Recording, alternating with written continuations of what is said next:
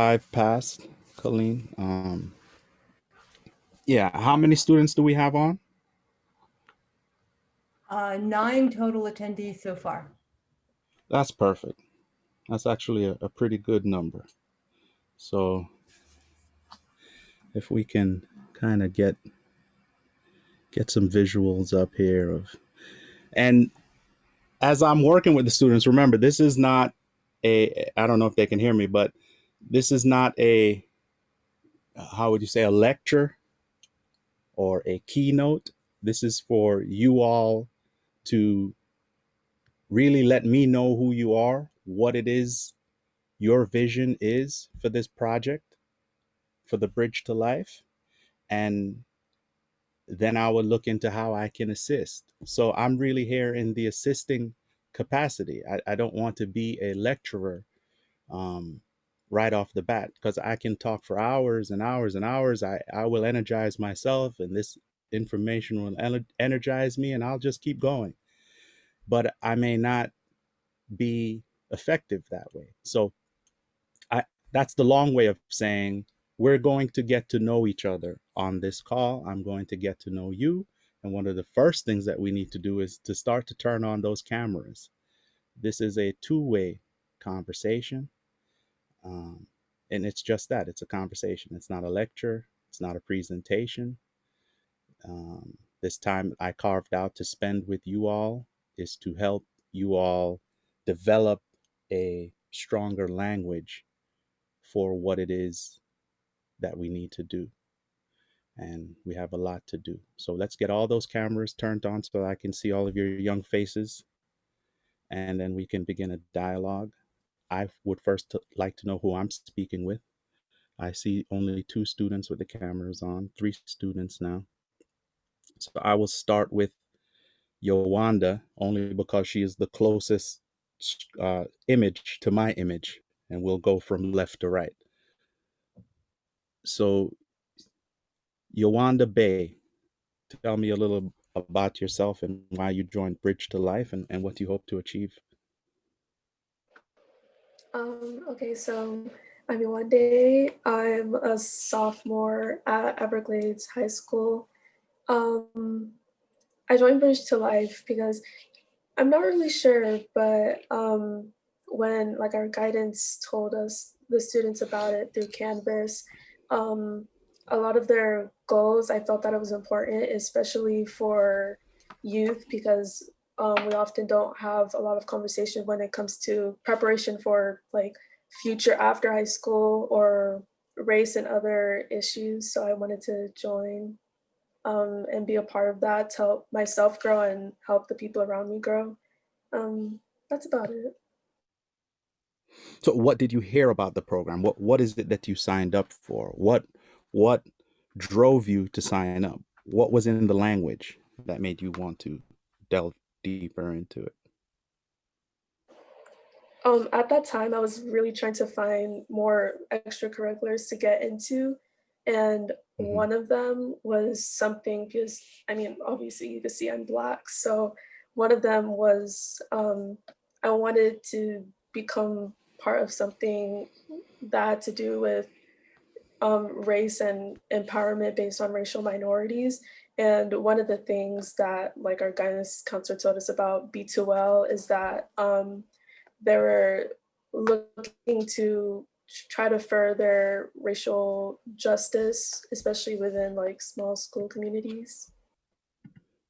Okay. Okay. Good. Well, thank you for sharing that. We're going to move on to Haley now, which is the next person beside Yawande. And by the way, if I mispronounce your name, please correct me.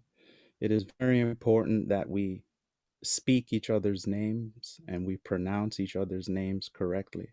There is a lot of meaning and a lot of destiny tied up within the name. Whatever your parents named you, it wasn't haphazard. So there is a message in your name and there is a role that you need to fulfill. So when you speak that into existence constantly, you begin to develop that. Um, my name is Shaba Kojo. I was not given that name at birth. I changed my name legally to Shaba Kojo about 4 years ago as my journey into learning my history, my culture, um, who I am as an African grew. So too did my need to change from my previous name, which was an Indian name, from the country or India. I'm not Indian. I'm an African. I was born in the island of Jamaica.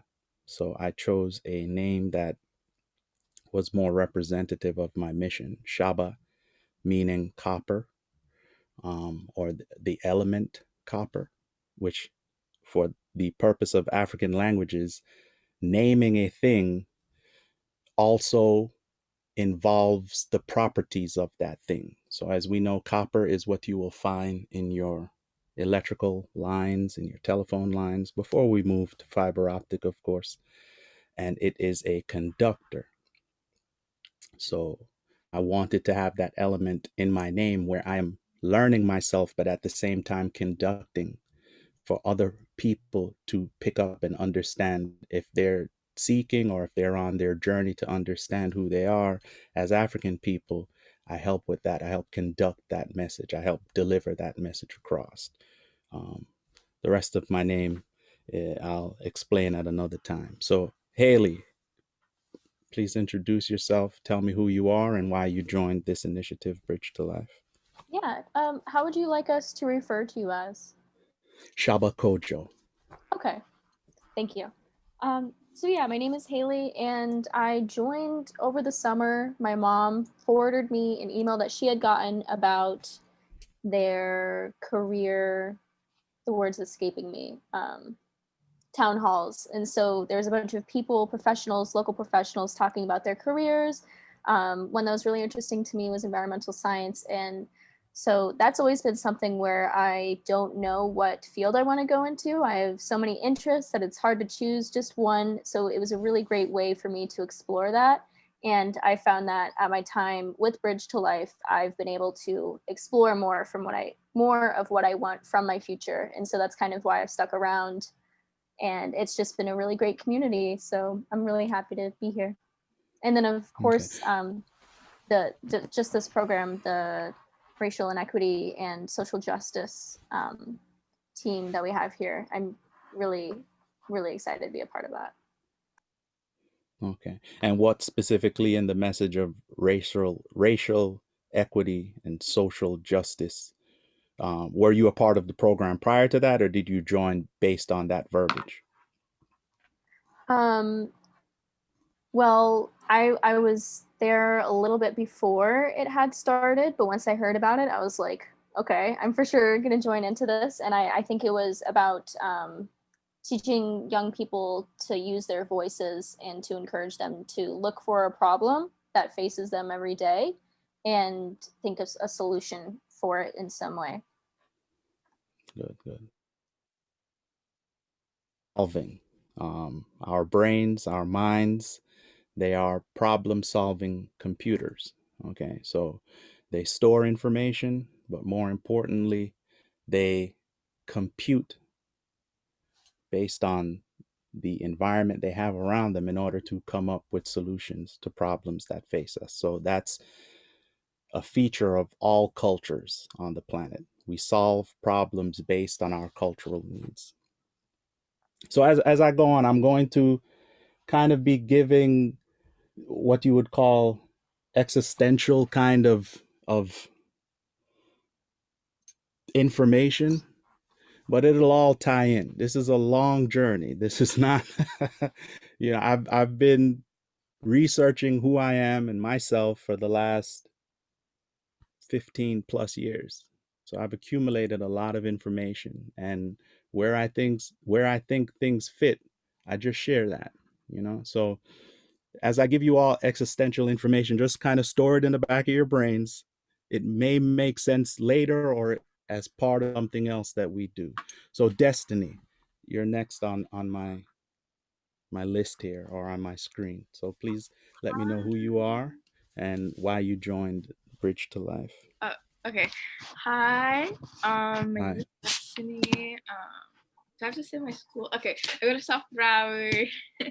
Sophomore. I joined Bridge to Life pretty recently, and I just really liked basically what it stood for, and I always like these programs that kind of help me learn more about my future and like how I can really make like help serve my community, and how I can just like achieve my goals that I want in my future. Mm-hmm. And was there anything in the racial justice or social inequity portion that drew you into the program more? Anything in that language or in that verbiage that made you say, yes, this is the program that I need to be in? Well, yeah. Okay. Sorry. Basically, like part of my family is biracial, and I've kind of had I've kind of faced things like that in my life. So, and I always do like to talk about this, speak up, especially to like my fellow acquaintances or just students or like friends about stuff like that. And I like to be very involved with this. So things that come up, we tend to look at racism as something that was tied to, especially in this country, to the enslavement of African people, right? And we tend to kind of say, well, it's a problem that's largely cleared up, and there's just little bits and pieces of it that just kind of sting at the moment when they occur, but it's not built into the social fabric, or it's not the reality that it once was, previous to the Emancipation Proclamation following the Civil War. Well, I look at the world a little differently than that. I look at the world in terms of justice and real-time racism. That's a term that I had to come up with in order to define the things that were happening around me that affect my day-to-day life, that affect my family's, my children's day-to-day life. I call it real-time racism. When my son came home from his first grade class, he's no longer in first grade, he's graduated. So this was 18 years ago or so. I lose track of time. When he came home and he told me, Dad, I feel like a potato in a cornfield. I want you to take that visual in your mind, because we live in South Florida. I live south of you all. I'm in Dade. So I live in a predominantly Latin community. So when my son is in class, he's not seeing faces that resemble his face. And he's also feeling a certain vibe or a certain pressure that comes along with that, that makes him feel different than the rest of the student body. And that's his artistic way of saying to me, I'm recognizing something that's going on here. I feel like a potato in a cornfield, dark brown potato in a yellow, bright cornfield. He's feeling apart from. So I began teaching my children about what I call real-time racism from a very early age. There is a reason that you feel different. It's not in his head. He's not making it up. It's not, hush, it'll go away. It's not, oh, work harder and you'll fit in. No, there's a problem here. If you feel like an outsider, if you're not included into certain things, that's the language that he was choosing to share with me at that point. So keep that image in your head, feeling like a potato in a cornfield. Kiefer, did I pronounce that properly? Yeah. I'm Okay, you're next. I'm from South Broward. I'm a sophomore. Um, I knew about B2L when it first began, but recently when I went into high school, I became a more active member. I recently joined the social media team. Um, why I joined it in the first place is because it's wide variety of topics that it speaks, and that was pretty interesting to me. So yeah. And was there anything to the racial equity, social justice verbiage that drew you into the group? or piqued your Not at interest at all? first, but after I went to a couple of meetings, the appeal grew to me. Understood. Understood. Thank you for sharing. Rosalaw or Roselaw? Rose Law. Roselaw. Thank you for correcting me. Please Um, share with me. Go okay. on. My name is Rose Law. I'm a sophomore at Blanchard High School. And I want to join B2L because of its like networking with other students and getting to know other students and having opportunities that some students may not have, but bringing students in that like we could all learn together about different topics that we learn in the meetings. And with the racial equity, I just want to learn more about my race and more about like the history about it. So I knew like joining this meeting would give me more information and knowledge. Understood. Understood. So, was there anything in the verbiage of racial justice, social equity that piqued your interest even more, or made Yeah, you want to like tie yourself tighter? yeah, I just time Go on. myself tighter, just learning more about it. Just made me more interested into like joining the meetings. Okay. So learning more information. Okay. And I believe we have Nia. Nia, Oh, your camera does work. I was just about to say turn on your camera. Okay, wonderful. I'd love for you guys to keep your camera on. That way you guys this is what I see when your cameras are off. And I don't even get to see the picture. So let's all be equitable here with showing one another's faces. So go ahead, Nia. Tell me what drew you to this initiative. well, I started attending Bridge to Life meetings when I first moved to Florida. I moved from Jamaica. I was a part of a new education system. I had no idea how to go about applying to college, applying for scholarships. And when I learned about Bridge to Life, I felt it was a perfect opportunity for me to not only learn how to do those things and learn what colleges to apply to, but also the opportunity to connect with other students with similar ideas. And I've always been one who wanted schools to talk about important issues like racism a lot more. And Bridge to Life just provides a perfect opportunity for us to voice our opinions on these issues. Understood. Understood. Okay. I want you guys all have your cell phones because it looks like you all are on the computers from the angles. So I want you all to look up a word, axiology.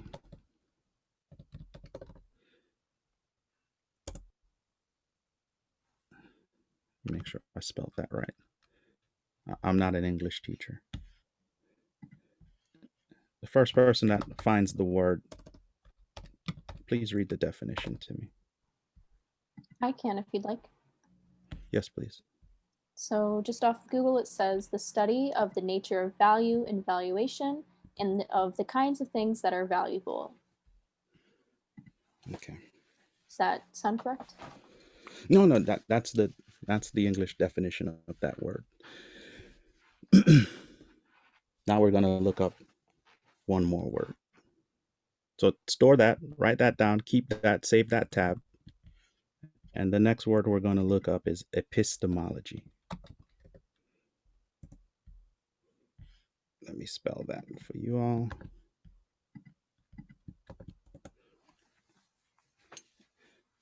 And Haley already went, so someone else please jump in with that definition. I could read it. Please. Epistemology is the theory of knowledge, especially with regard to its methods, validity, and scope, and the distinction between justified belief and opinion. Understood. Okay. These are two very powerful words when it comes to defining culture. We have to look at culture, especially the North American United States culture, as any other culture that exists on the planet. Right? It has its beginnings that were based on beliefs and actions that grew into what the country currently is. There were civilizations prior to the United States that were here on the land that had a different epistemology and a different axiology. So ways of knowing and ways of valuation. What you place value on. Okay? How you know what you know. All right? This is all part of what you would call upbringing and education. Upbringing being what they speak of as family life, family values, family axiology. The family that you're born into believes a certain set of things. They pass on those beliefs to you. Whatever your family believed or those that grew you believed passed on that information to you. You put that information into your brain computer. You processed that information. You looked at how they dealt with situations in their surroundings. You saw whether or not they had full outcomes.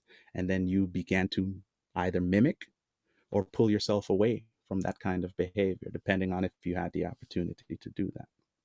Okay. The same exists for all cultures in the world. In the United States, we have what they call a melting pot. Has anyone ever heard that phrase before? The melting pot? Okay. So the melting pot, it's not exactly a melting pot. Okay. There are some falsehoods that we have come to accept just because they have made them their way into popular culture, popular media. There's also this other thing called euphemisms that have made their ways into our lives. Euphemisms are kind of a softer way of saying harsher things, right? So we've developed a language, we've developed a way of thinking and being based on the communities that we're in. And then there's the education system, which you are all subject to right now. I myself am subject to. The education system is based on a set of people that sat in a meeting that brought in a set of beliefs, a certain set of axiologies, a certain set of epistemologies, and they developed what they call curriculums. And these curriculums are meant to, again, put information into your brain computer and teach you the proper outcomes to that information. Is everyone following me so far? Any questions about what I've said so far? No questions. Everyone is following me. All right. I myself have come to learn that the axiology and the epistemology come from three different roots. As I've studied them, they go back to three different roots. There is the African axiology and epistemology. There is the Asian axiology and epistemology. And there's the European axiology and epistemology. These are three different ways of thinking, seeing the world around you, placing value on the things in your environment, coming up with ways from your knowledge, from your brain computer to solve the problems that are in your environment. So I gave those three because that's the furthest I can go back to date them. And the way I gave them to you were also in a chronology as well. The African axiology and epistemology developed first on the planet. The Asians then developed theirs, and then Europe developed theirs thirdly. At this time, we have come to find that the world was, and again, I don't use euphemisms, the world was taken over by force by those who use the European axiology and epistemology. Okay. So America that we live in, we hear all the times the most powerful country on the planet. They are the most militarily dominant country on the planet. and their will can be exported either by peaceful political means or forceful means. So everywhere that there is decisions to be made, America is usually at the forefront because of their might.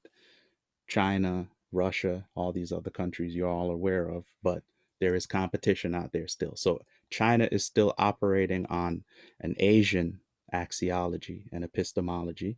Europe and the United States operate on the European and Asian axiology. Not so much Asian, but mainly dominantly European. Africa, who was the first,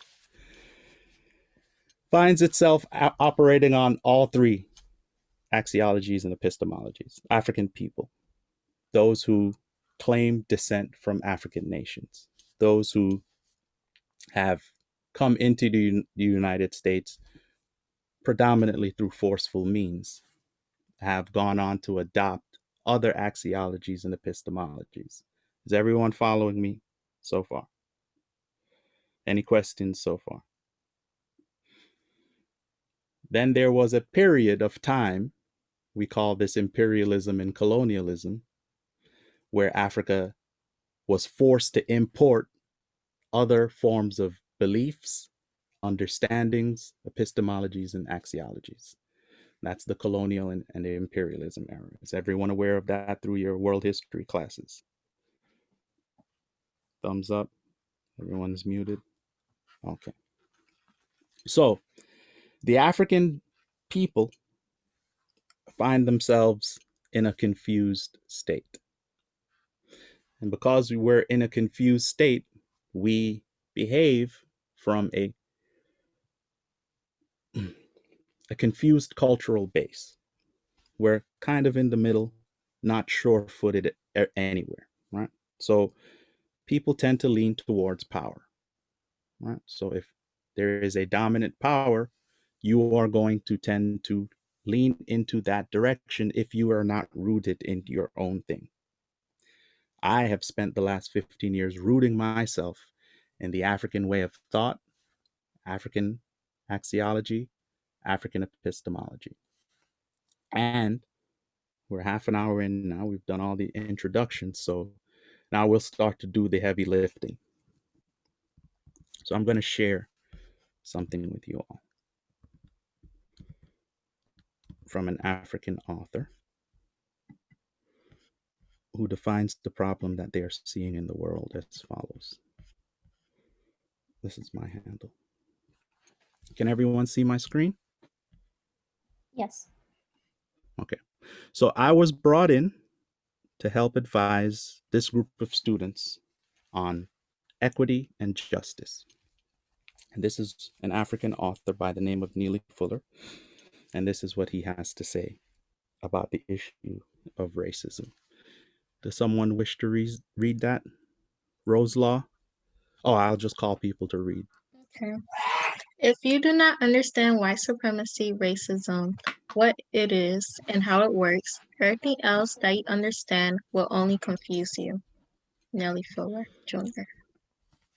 What does that mean to you?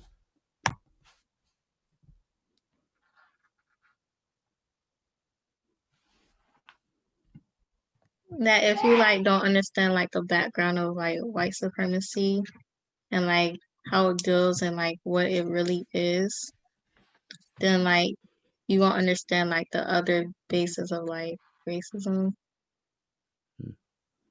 Okay. So let's see here. The other day we saw the January 6th event. The nation's capital was attacked.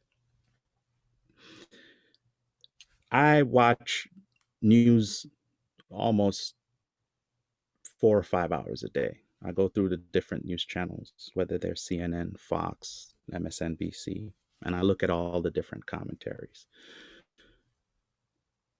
I'm still speaking with you, Roselaw. Do you see, what is your opinion about what happened with the insurrection at the Capitol? I didn't feel like it was right. Like Like I feel like it was unacceptable for them to go through all that, for like for their voice to be heard. Like it wasn't peaceful at all. And Mhm. it just caused violence and chaos. Okay.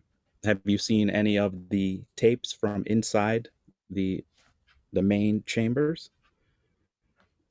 Yes. What did you see on those tapes? I saw like they were yelling and just yelling at law enforcement and just um destroying everything that was there. And they felt like it was their own, like it was for the people, but they were just destroying and just like doing So crazy things. that that's what I was trying to bring your attention to. There was a sense of ownership, correct? Yes. And the exchange between the officers that were in that main chamber and the insurrectionists were mainly peaceful. Very proper exchange with the officers requesting that there be a calming or a relaxation of the tensions. But we'll move on. Does anyone else have any comments on this particular statement?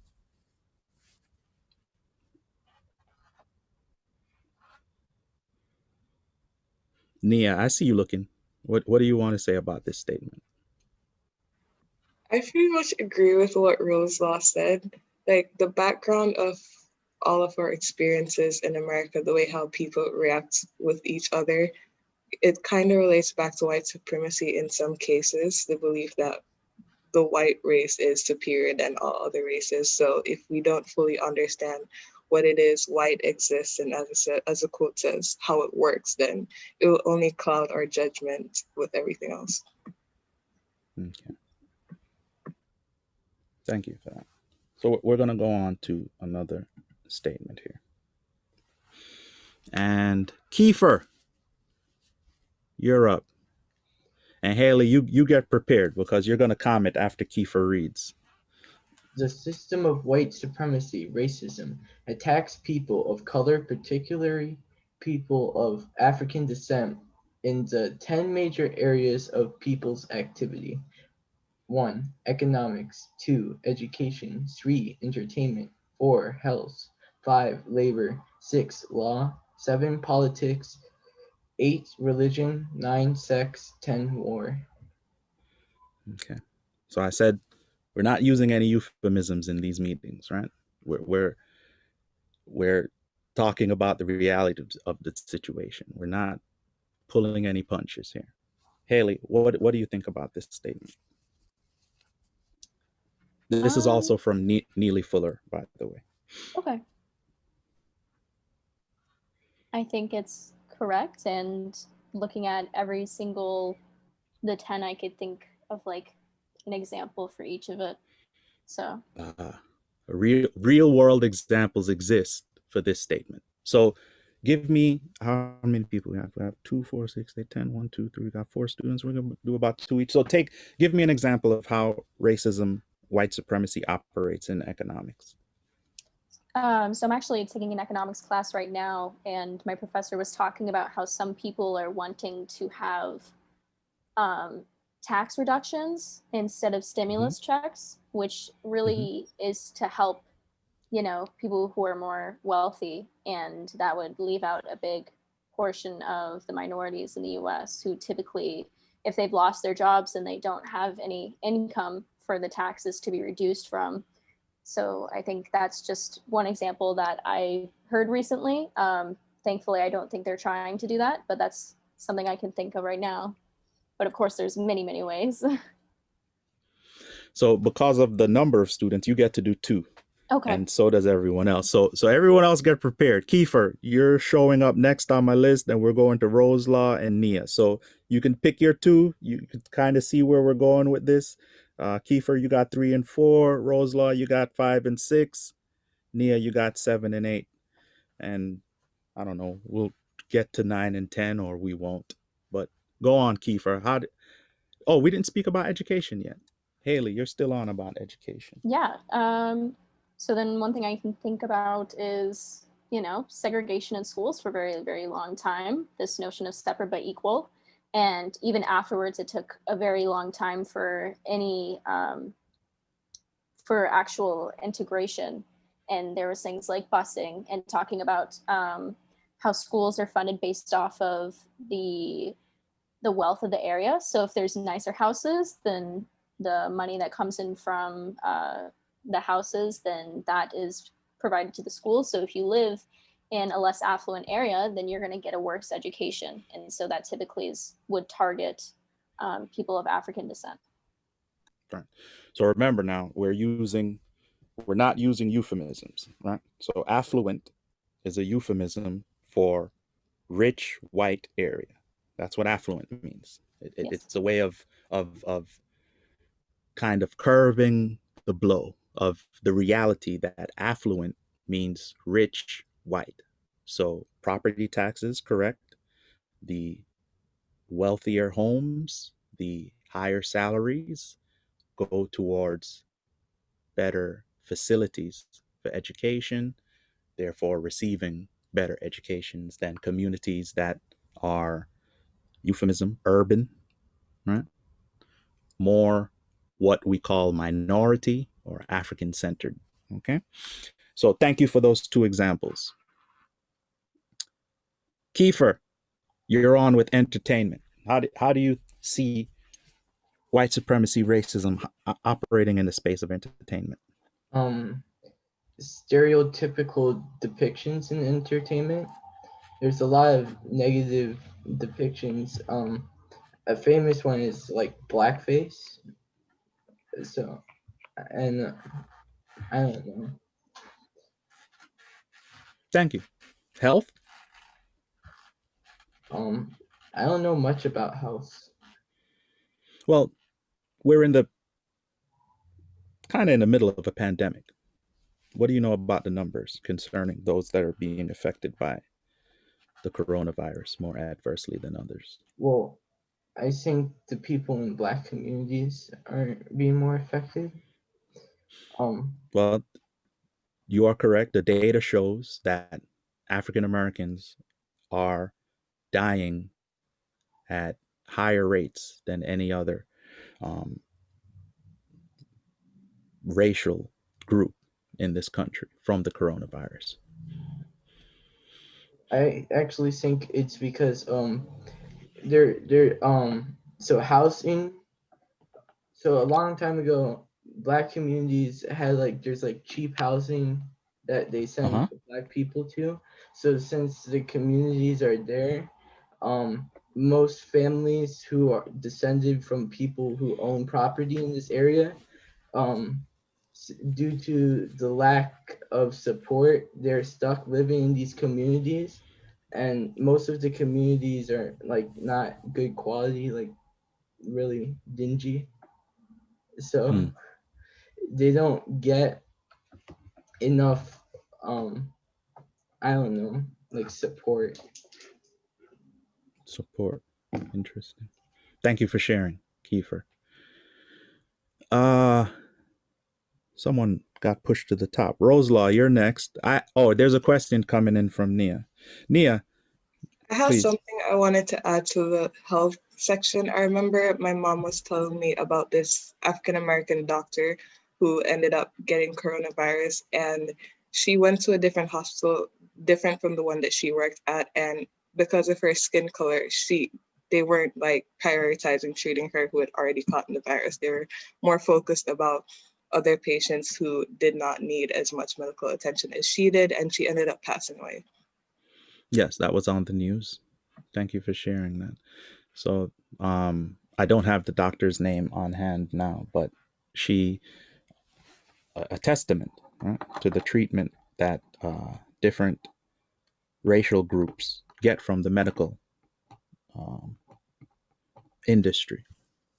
And there's volumes and volumes of books dealing with the inequity in healthcare.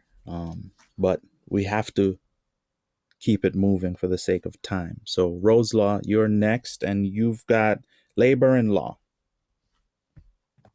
When I think about labor with the white supremacy racism, I think about like Black people have to like work more for like their money, as like in rich white people they already have like a background of their generations beforehand where Mm, they have mm, money already and they don't have to work mhm, as hard as Black people that don't mm, have nothing and have to like work their way up.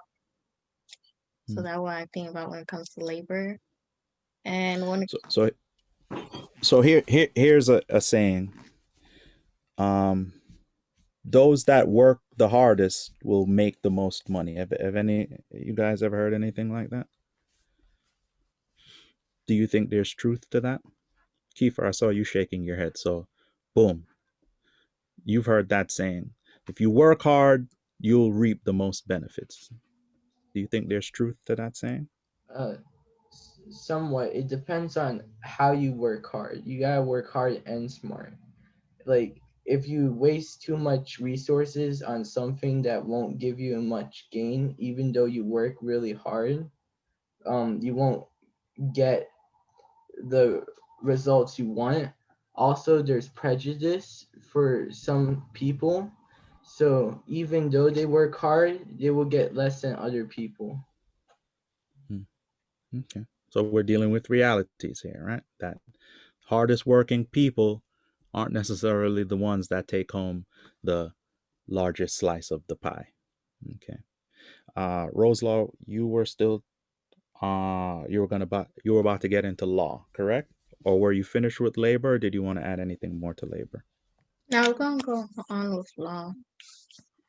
Please. Okay, when it comes to law, I feel like Black people are treated more unequal than like white people because, for example, with like killings like George Floyd and Breonna Taylor, and but I feel like it doesn't really affect the white people as getting treated by law enforcement. I feel like white people don't have to be scared like when police get around, but with Black people, it's like you still have to stay your ground and make sure like what happening and stuff. So I feel like there's like a difference with like white people and Black people when it comes to law. So there is a higher percentage of negative outcomes with law enforcement as you go down the scale of color. So the closer you get to dark, the higher the percentages are of negative outcomes with law. And we could spend months just speaking about this. Michelle Alexander has an excellent book out concerning law and practices of law as it deals with race. It's called The New Jim Crow. Everyone should have that in their library. And I have books for all these things as well, but that one just kind of jumped out. It's called The New Jim Crow by Michelle Alexander.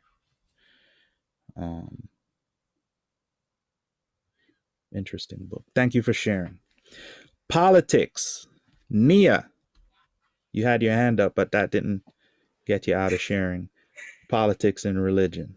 We can see a bit of white supremacy in politics when we look at if we're supposed to look at the members of cabinet, then we can see that it is predominantly white. We can see that African Americans and other people of color are less likely to be voted into certain positions in politics. However, I would say that we are progressing. We are starting to see more African Americans and people of color being accepted and being voted into these positions, which is pretty good to see. And I think we can also see in regards to how the government reacts to certain situations. For example, like Roselaw mentioned with the George Floyd situation, it was interesting to see what happened. I still don't really agree with the outcome slightly with what happened to the police officer, but at least, as I said before, we're progressing. Progress. The what do you call it? With all deliberate speed, right? The motion ever to move forward, yet the problem doesn't necessarily affect you directly today, but the threat of the problem being devastating to you still looms. We have to deal with that reality as well. So thank you for sharing. You are on politics and not religion. Yes. So I also think that white supremacy affects the nature of certain religions. For example, with Christianity, the whole foundation of the Christian religion is treating others and you would like to be treated. Like that's the golden rule. Golden However, rule. with certain things like racism and white supremacy, it prevents us from carrying out that golden rule. Like we're not treating each other as equals. Instead, we're seeing that white people are treated better than African Americans and other people of color. So it prevents that unity that God would have wanted. There is a saying in the African communities that Sunday morning is the most segregated hour in the nation. As the nation goes to worship, usually we're a predominantly Christian nation, but we still tend to keep our denominations very segregated, right? Interesting. War, we spoke of as far as colonialism, imperialism. Let's always concentrate on those things, neocolonialism as warfare, in order to remove the euphemism from it. Sex, you would have to do your research.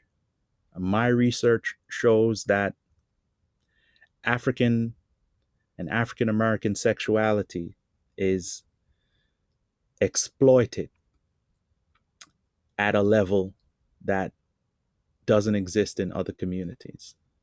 There are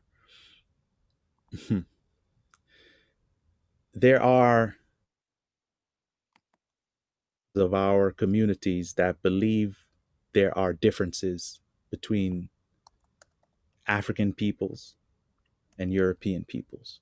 But, I'll lighten that load there because we don't need to go too deep into that. I want you all to concentrate on this visual. This is just a visual representation of what we spoke about. The way that the African thinks is in the circular method.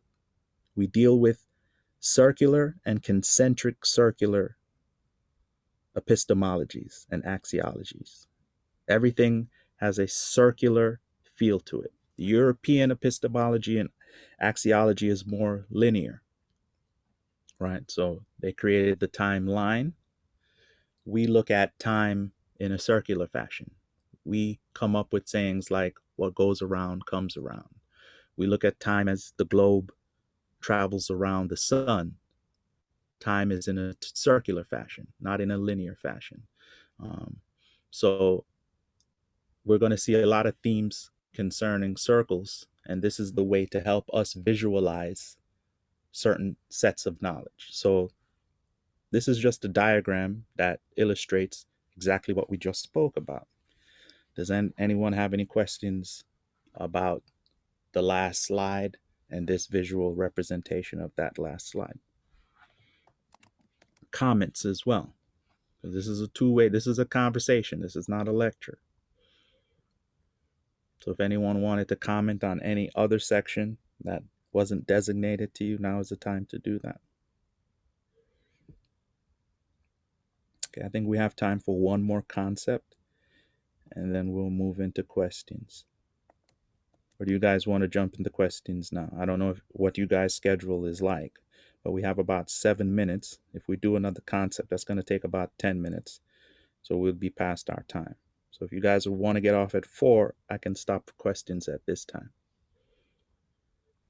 I'm okay with going over.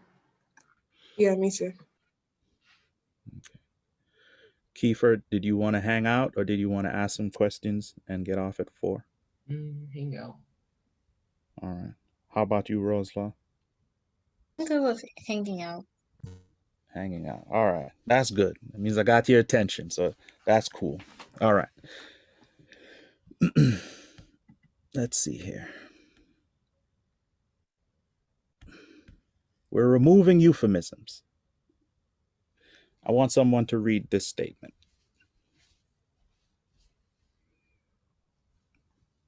Volunteer, please. I could read it if you want.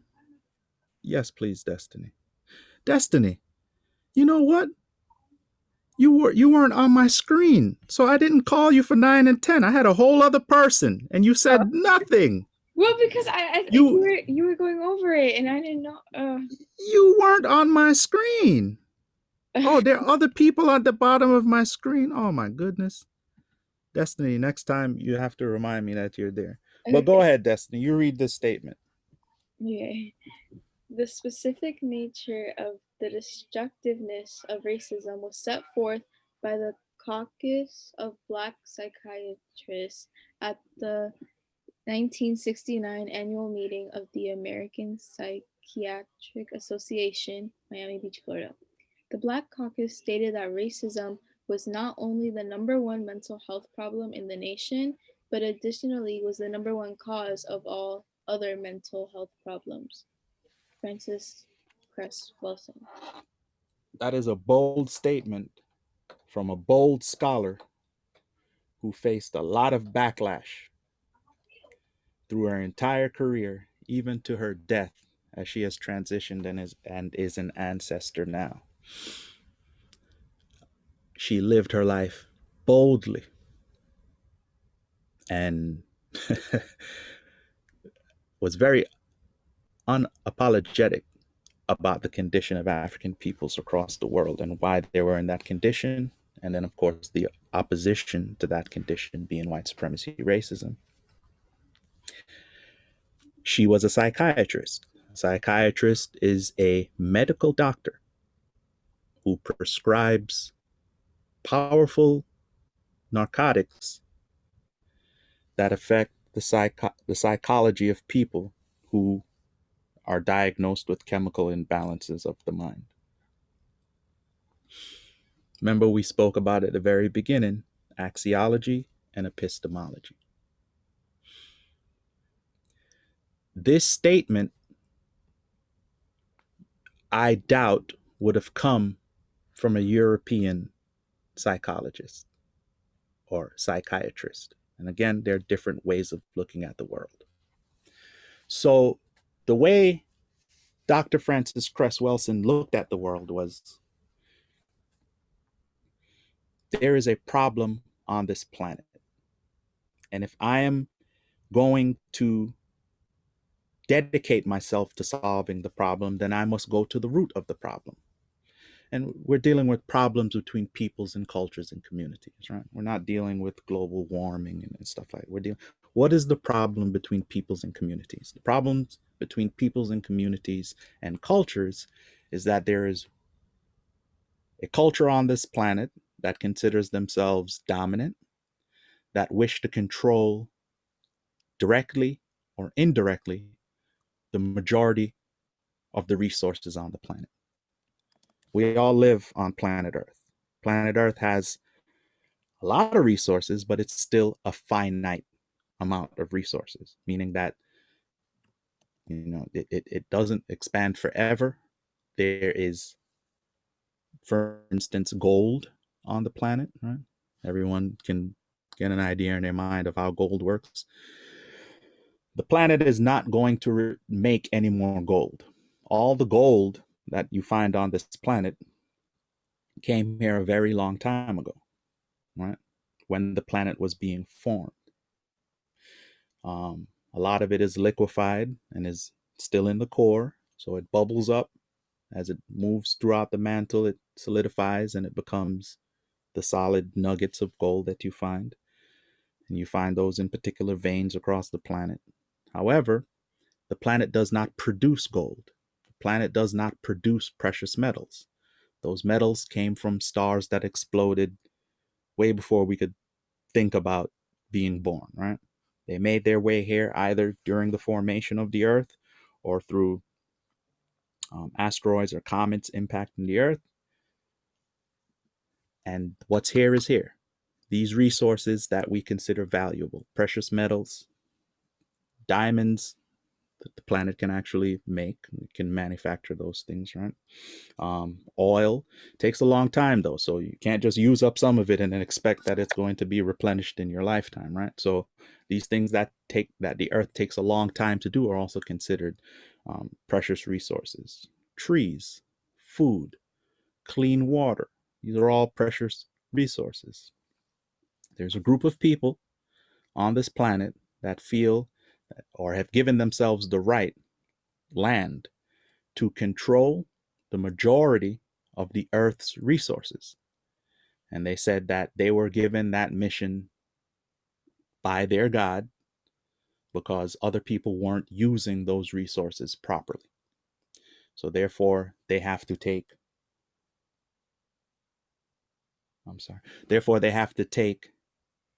control of those resources in order to manage them properly, in order to be stewards of those resources.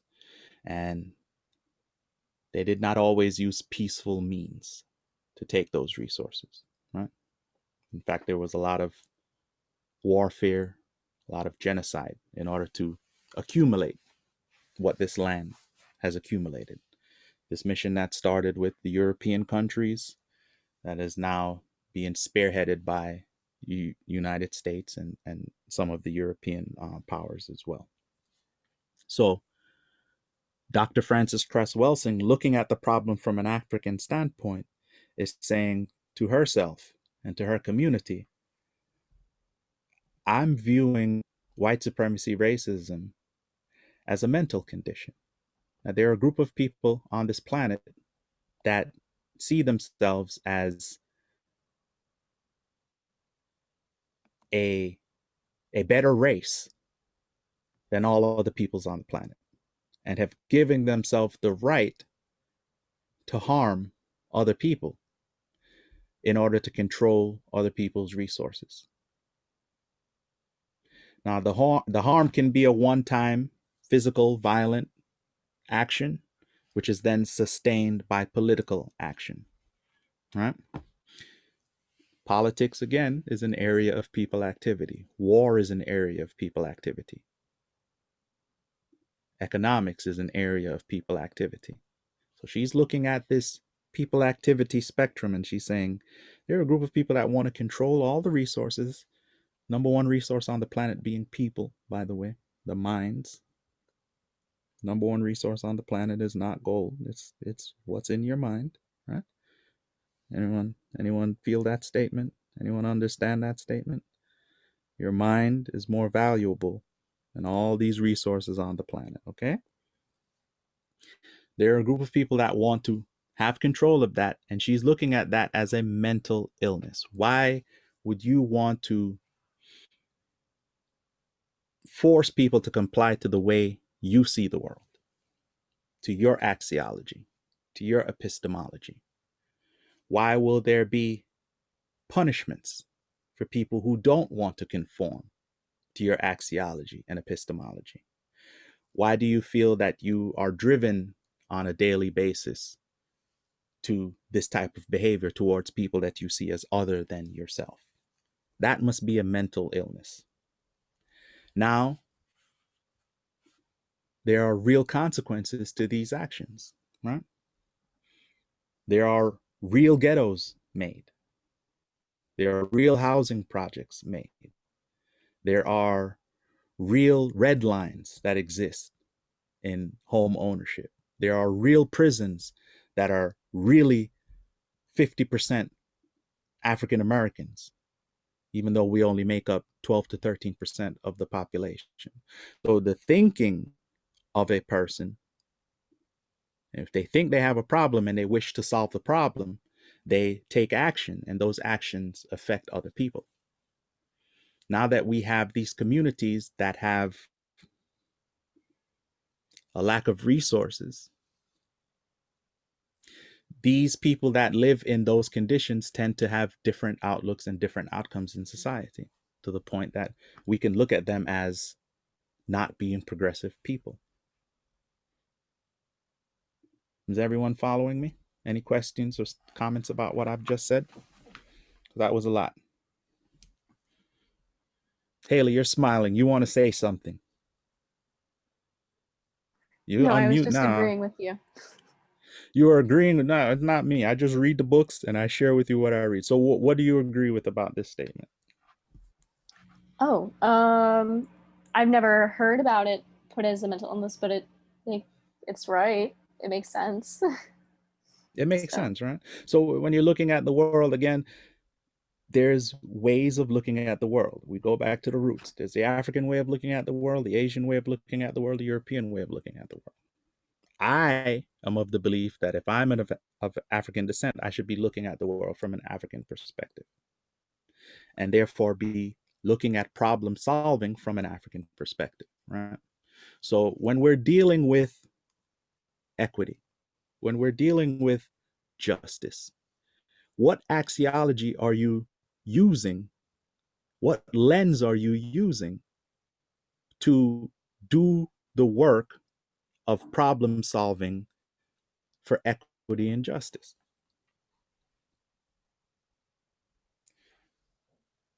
It does make a difference.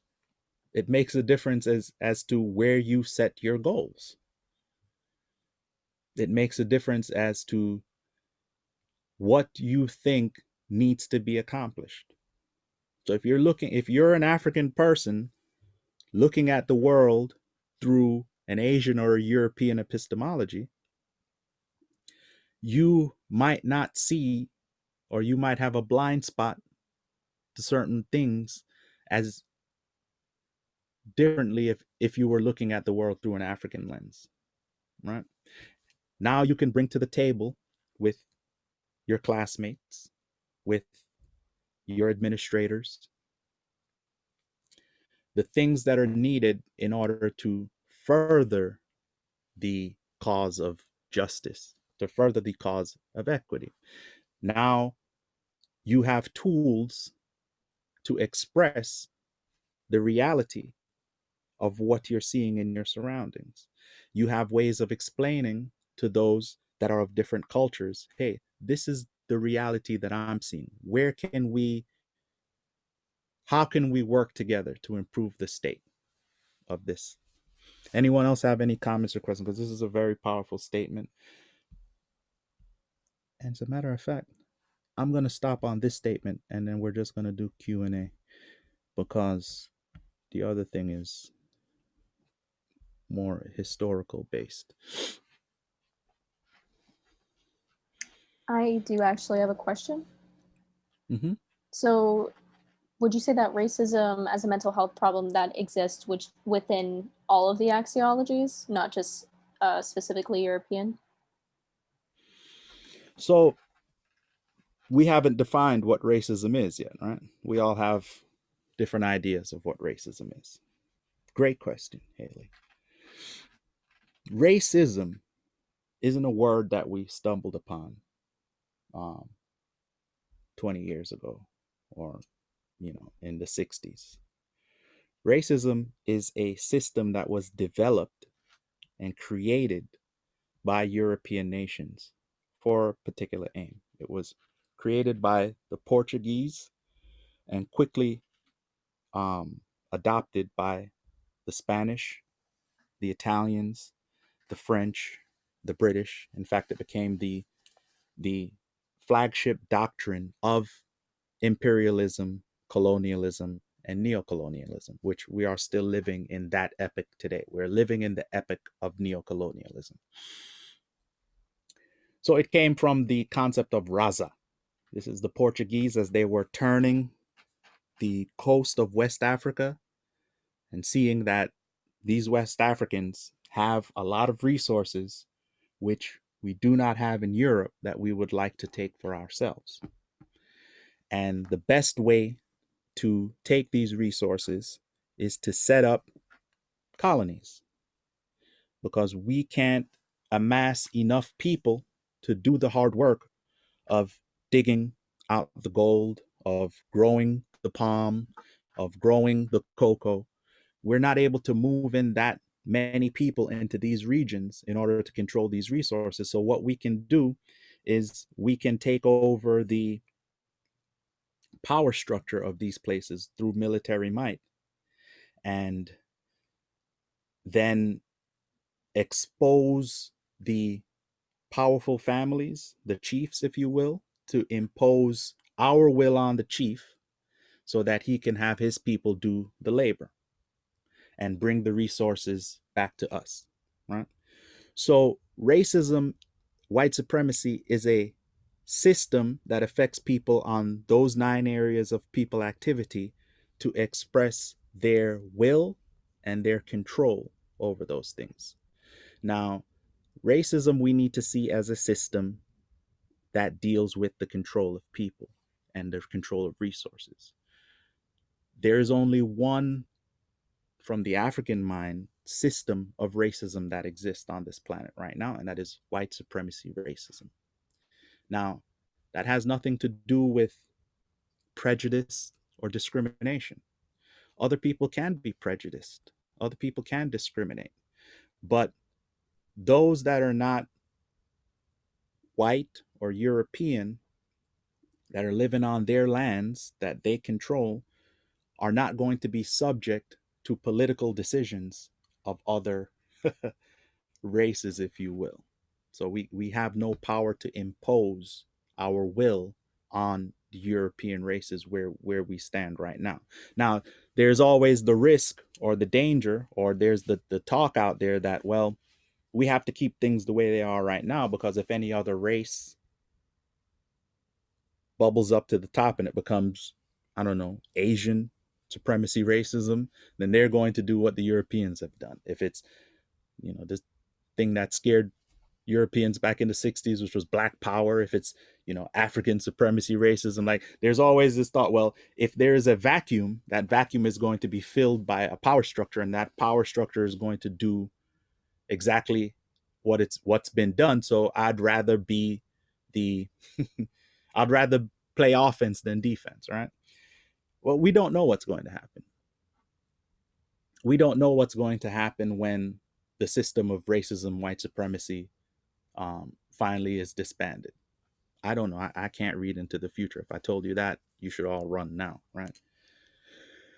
What I can say is that there are different axiologies, right? So we have to learn one another's axiologies. We have to learn one another's temperaments. We have to really sit together and listen to what each other wants. What are the wants that we all have? What are the fears that we all have? Right? And see a way to move forward. See a way to make things more equitable. See a way to really be a land for justice, right? Where one race doesn't have to feel that they have the need to be dominant over another. So short answer is no. Racism exists as a system of power and control to impose the will against others. Yes, you can be discriminated against. If you walk into, South Harlem, Haley, I'm assuming that you're of European descent. You might get a couple of looks if you're not in, the area that they're gentrifying. That's discrimination. That's might even be bigoted. But you can turn around and go uptown and get everything that you need. Whereas there is definitely a delineating line. Something that came to mind the other day. Tiger Woods, he has a special on HBO right now. Everybody familiar with Tiger Woods? Show of thumbs. All right. Tiger Woods. Okay. He is commenting that while he was already winning national and international tournaments, there were golf courses around the world that he still could not play on because he was considered black. And he could not get membership to because he was not European. So this is how powerful we have to look at racism as, that even though you are winning national championships, there are still places that you have no access to. Whereas that reality doesn't work in the inverse. There's really no place on the planet that Europeans don't have access to, especially well-known Europeans. So I'm going to start taking questions now because we can do this till 9 p.m. and I don't want to hold y'all that long. So Destiny, since I didn't see you on my screen before, but now you're right up there at the top. What are your thoughts, comments, questions, concerns, or just how you feeling? I'm feeling pretty good. After I read the statement, I didn't really understand it too well, but after hearing your comments and thoughts, I really understand it. And I feel like I did learn a lot today, and I'm very happy, you know. Um,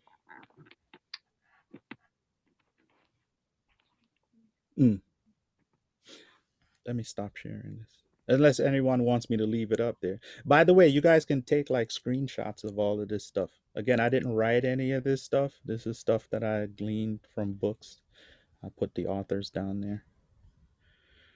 but yes, I'll it go was to very inspiring to hear everybody's thoughts, and I really liked it. Thank you very much.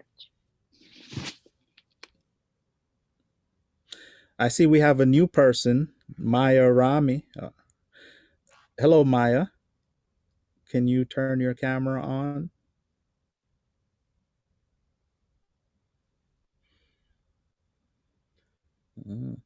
There you are. Oh, man, we had you for a second. You're gone Well, again. hello, everyone. Hey, how are you? I'm good. Maya, I thought it was really interesting. what was Yes. interesting? Though What was interesting? to look at it from a perspective of a mental health issue. I thought that was a very different way to look at it. Now, again, remember, there are different ways of looking at the world. The ways of looking at the world are based on your cultural reality, right? Those that have their cultural reality rooted in Africa, which I've been learning to do for the last, again, 15 to 20 years. When you own your own culture, you get to define the world around you from your cultural base. So I'm not saying there's anything wrong with any other culture or the way that they define the world around them. I am boldly saying, though, that there is wrong in forcing your culture on other people, whether by force or by indirect force. That is plainly wrong. That's when you start crossing the line of equity and justice, especially for the means of controlling the resources of those people. Now, number one resource on the planet is the mind. It's not the rice, it's not the cotton, it's not the gold, it's not the indigo, it's not the cannabis, it's the mind. If we are not looking at our minds as the number one resource on the planet, then we're not understanding the problem. That means that somewhere in our heads, we have the idea that the system that we are born into, that we hear all this advertisement about, is just business as usual, status quo, how the world operates, and we can make progress into changing how little things are. And, as long as we've moved the ball in our lifetime, then we've kind of done something to correct the problem. That's not the way the African mind should work. The African mind should work in the way Martin Luther King spoke about it. If the act of just injustice anywhere is a threat to justice everywhere.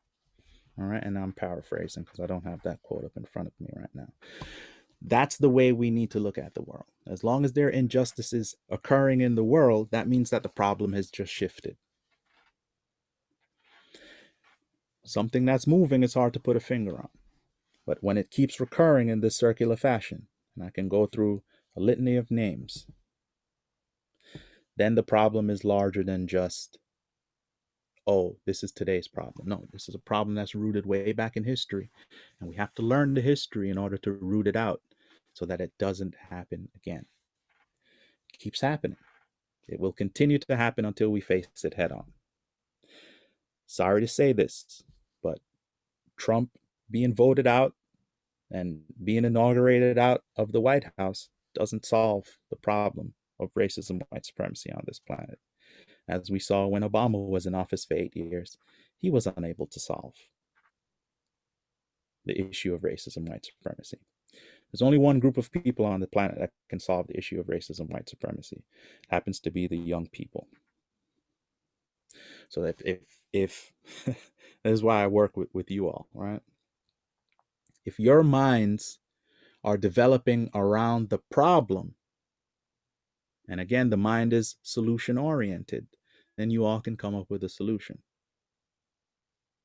right? So it has to start at you all's ages. You all have to identify and root out real-time racism as you're seeing it in order to really get to the root of the problem and not just make the progress that us adults are thinking that we're making with politics and all this and all that. Everything happens on a grassroots level, right? Changes happen on the populist level, not on the dictator level, right? Those things are only temporary. The real change happens through the majority of people, which is always youth on the planet. That's the way it's supposed to be anyway. So if you guys want to see the problem ended, stop thinking that the adults have the answers and that the adults are going to solve it. They're not.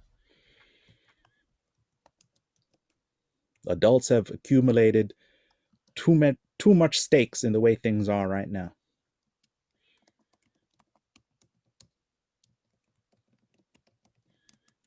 So while you're still young and got your energy and got that wishful thinking, do it. Because I got a mortgage. I have mortgage, I have children, I got to put them through college. So I may even be compromised if someone pushes the right buttons. But the youth, there's a reason that the Army recruits children, 18, 19. Some of them get in when they're 17. It's because you have no stake yet in seeing the world or forming the world. So you're really malleable. You all can do it. Got to set your minds to it now and keep passing down the information to people younger than yourselves. And we'll start to see real change. Questions and comments. Who did I started with Daniel. Who's next? Nia, you're up in the top corner. And then Haley, you're up there. And you know what? Yawande, I haven't heard from you since you read. So Nia, comments, questions.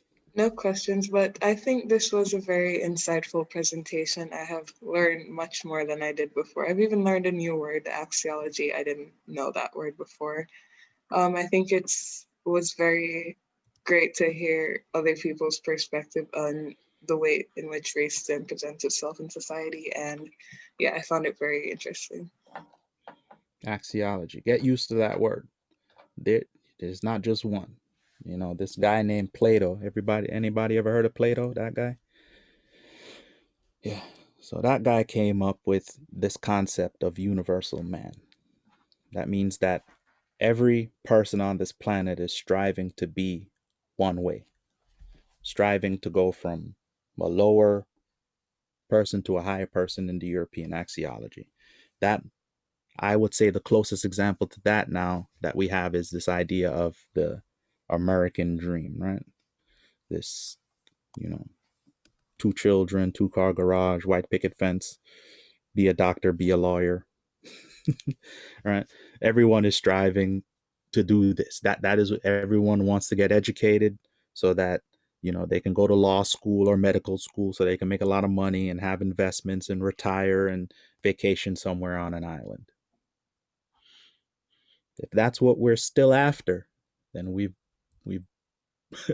we've pretty much taken the axiology and the epistemology hook, line, and sinker. The system is working exactly the way the system was meant to work, and we'll continue to see all of the problems that we're continuing to see today.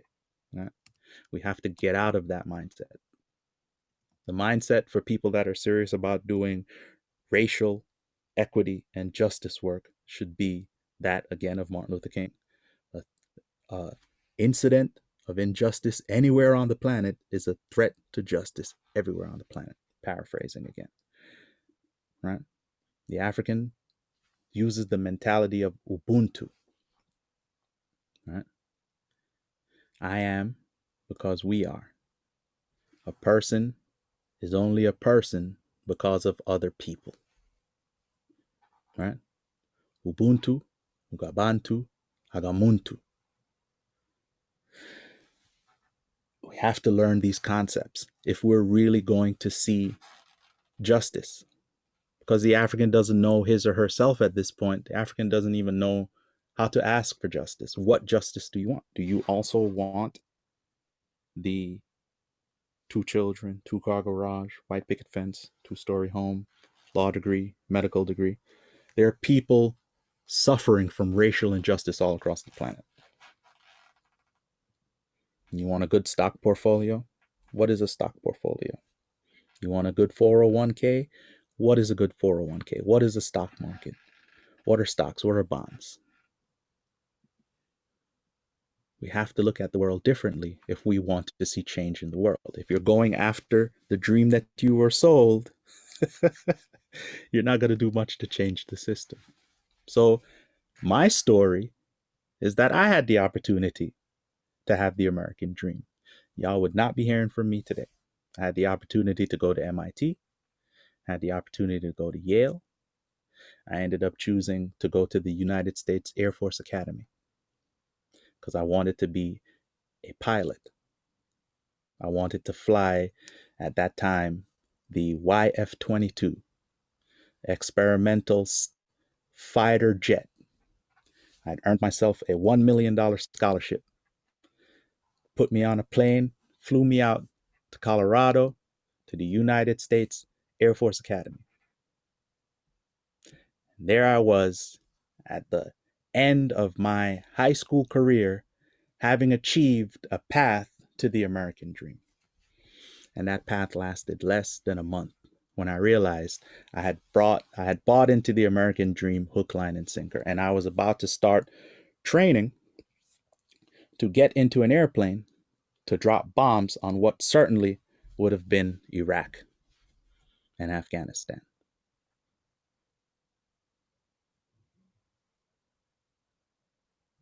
Being at the Air Force Academy, having a colonel say to me that if you see, I forgot exactly what he said to me. Never mind that.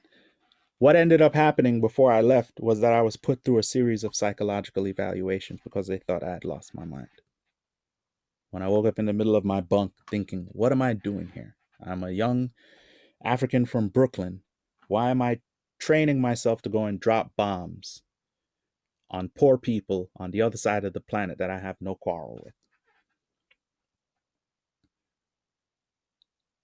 Then it's been a very painful reality ever since leaving, because I could have had it. I was right there.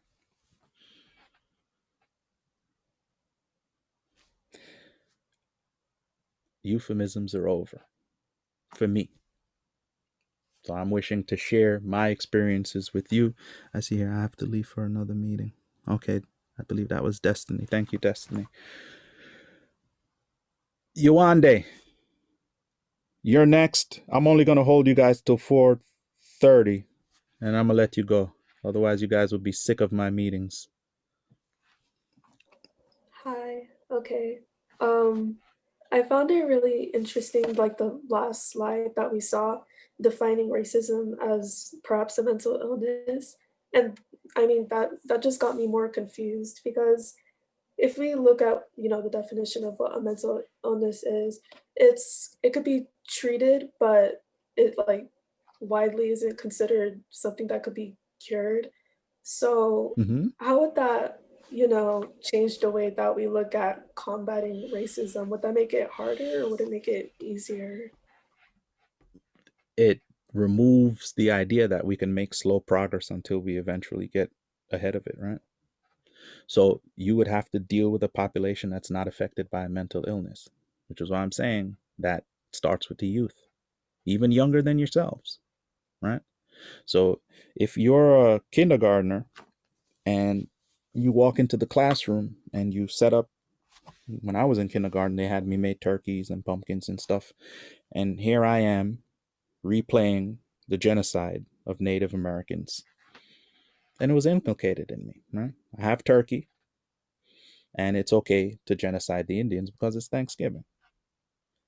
So It starts with the youth, because if the youth become callous to the reality of what we celebrate as Thanksgiving, it's going to spread. That mental illness is going to continue to spread, right? So it starts with you all, and then you teach your younger brothers and your sisters that a lot of the things that we have come to take as euphemisms or passe sayings are rooted in some really messed up things, in some really rooted realities, messed up realities. We live on false constructs of reality, right? You know, we learn Christopher Columbus discovered America. You're learning mental illness. Christopher Columbus didn't discover anything. You can't discover something when you find people already there. What Christopher Columbus did was the first European to open up the Western territories to the European mind as available for populating through genocide and forced labor, right? So we have to look at things again from different axiologies. So yes, from a European axiology, Christopher Columbus discovered what they must have thought of as unlimited lands to the west, and he discovered them for the Spanish crown, which, you know, Europe. So he discovered America, right? No. These lands were already populated by two populations. The full African population was already populating areas of South America, and the mixed population of Asiatic Africans were already populating the northern part and the central part of the American continents, right? North and South America, right? We say things like, during this last election, another example of mental illness and euphemisms, right? So we were trying to keep, not we, but popular popular view in politics under Trump was keep the Mexicans out of America. America is not a country. America is a continent. And Central America and Canada happen to be a part of the North American continent. Right? So we're over here trying to keep Americans out of America when you look at the reality of a thing. Right? And this was territory that was taken away from those that we call Mexicans. They even call themselves Mexicans now. Territory that was taken away from them during the Spanish-American Wars, which made up a huge part of their economy. So when you look at the desert and the desolation and the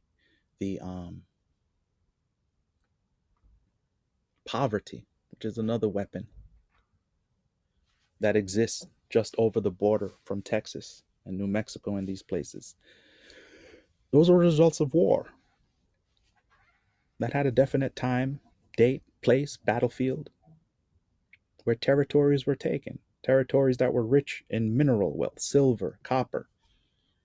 You know, that Nevada, Utah, New Mexico, Arizona area was all taken from what we now call Mexico. And it went a long way into furthering the poverty of that nation. And yeah, the United States has it now. And the United States is wealthy. Wealth comes from somewhere. It doesn't poof and appear because we're American and we salute a flag. These are real people being affected by real decisions, by real politics, by real wars. So when you all learn these stuff and you start teaching the stuff to people younger than you, then you can look to solving the situation moving up the chain. So y'all generation, when you turn 60, if this is the mindset you have about justice, equity, then hopefully that'll populate all the way down to the generations that you all are teaching, because people like me and people that are older than me, we haven't been able to do it. All right. So it's after 4:30. I said 4:30. I'm gonna stop here. Unless anyone has any pressing questions, I'm gonna let y'all go. Because I'm telling you, we can go till 9 o'clock, but I'm not gonna do it. Okay. Tracking hours involved. Okay. All right. I'm done. Unless y'all have a pressing question. I do have to ask, will something like this be happening again? Will you be visiting us again? I am scheduled to visit with you all monthly, according to Colleen. So yes, it will be happening, and often. I make myself available to you all for questions, as I am Wonderful. now working with you all so that you all can lead you all initiatives to solve this issue. I'm not here to dictate to you all how to solve it. I'm here to help form parts of your brains that you might have been overlooking before. Shaba, thank you so much. You're amazing. You really are. It's an honor, and it's so soothing to listen to you too. Just your voice. So the next racial equity social justice meeting is February 19th. I just put that in there. You guys should already be registered and get a Zoom link for it. Let me see my Shaba, calendar. question for you. We do get Yes, please. a handful of slots for the REI training, the CSP, every month. And that Yes. occurs, I think, the Thursday and Friday beforehand. Recommend attending that training session as well, correct?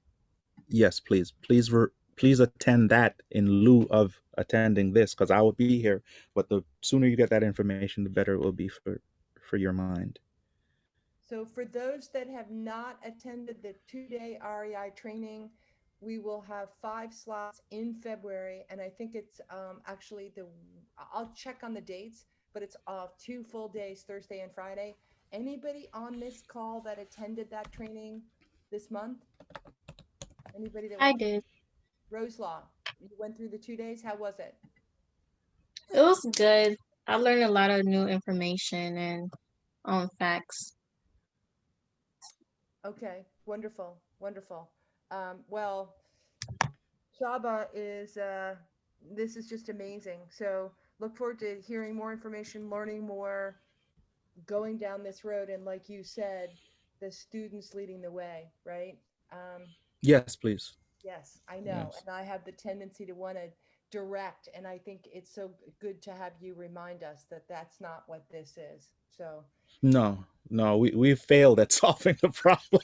We elected Trump, so we definitely failed. So it's for us to pass on what we've learned, to share our failures, to share our accomplishments, to share our knowledge.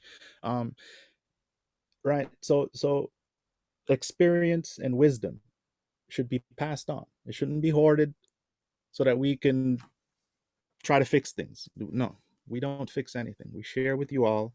Y'all figure it out. Let us know, run it by us, come to us for counsel. We can say, well, in our experience, that works, that doesn't work. Fears, encouragements, dialogue, and then y'all set out to do what y'all do and get this thing resolved. Get it licked. Stop making progress. Progress hasn't fixed it yet. We need to fix it once and for all. wonderful. Oh my gosh, thank you. And share the love with Shaba before you all leave, and we'll see you next month. Thank you so much. Thank you so much. Thank you. Bye. Thank Thank you. you. Bye. Bye. Have a nice day. All Have a right. good weekend, You all everyone. too. You. Have a good one.